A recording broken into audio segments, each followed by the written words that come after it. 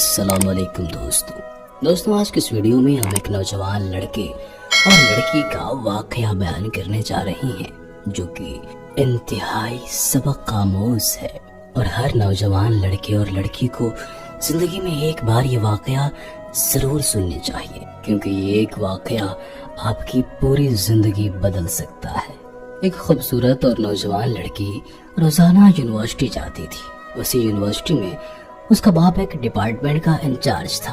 ایک دن چھٹی کے فوراً بعد اچانک بادل گرجنے لگی، زوردار بارش ہونے لگی، ہر کوئی پناہ کی تلاش میں ادھر ادھر دوڑنے لگا۔ سردی کافی تیز تھی، آسمان سے گرنے والے اولے لوگوں کے سروں پر برسنے لگے۔ یہ لڑکی بھی پناہ کی تلاش میں ادھر ادھر دوڑنے لگی۔ اس کا جسم سردی سے کانپ رہا تھا، لیکن یہ نہیں جانتی تھی کہ اسے پناہ کہاں ملے گا۔ جب بارش تیز ہوئی تو اس نے ایک دروازہ بجایا۔ گھر میں ایک لڑکا تھا، باہر نکلا اور اسے اندر لے آیا۔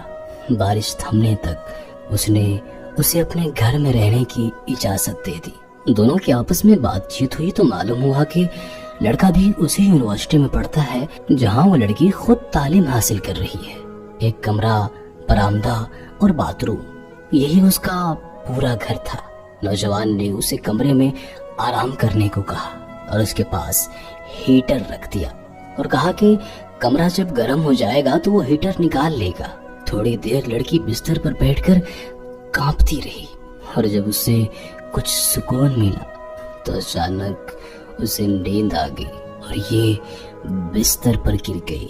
نوجوان ہیٹر لینے کے لیے جب کمرے میں داخل ہوا تو اسے بستر پر سوئی ہوئی یہ لڑکی جنت کی حور لگ رہی تھی۔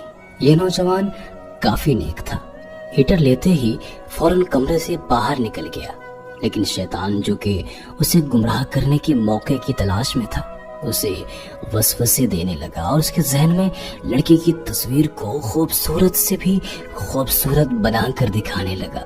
رات گزری اور جب لڑکی کی آنکھ کھلی تو یہ دوسرا دن تھا۔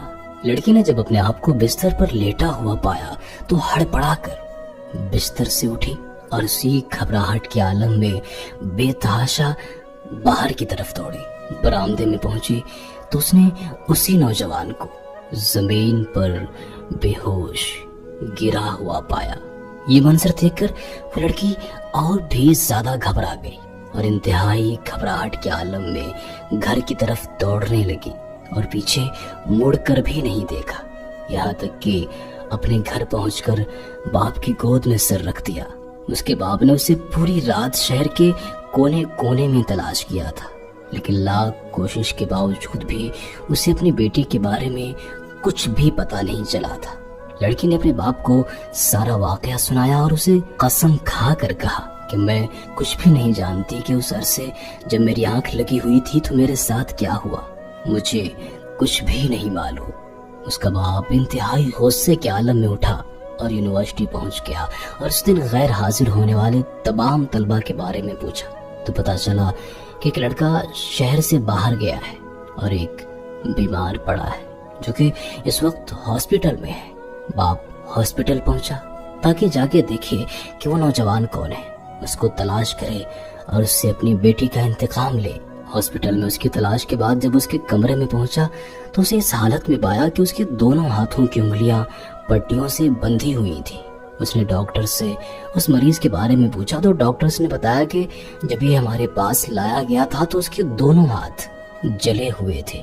باپ نے نوجوان سے کہا کہ میں تمہیں اللہ تعالیٰ کی قسم دے کر کہتا ہوں، بتاؤ مجھے تم یہاں پر کیسے پہنچے ہو اور تمہارے ساتھ ہوا کیا ہے آخر؟ باپ نے اپنے بارے میں نہیں بتایا تھا کہ وہ کون ہے۔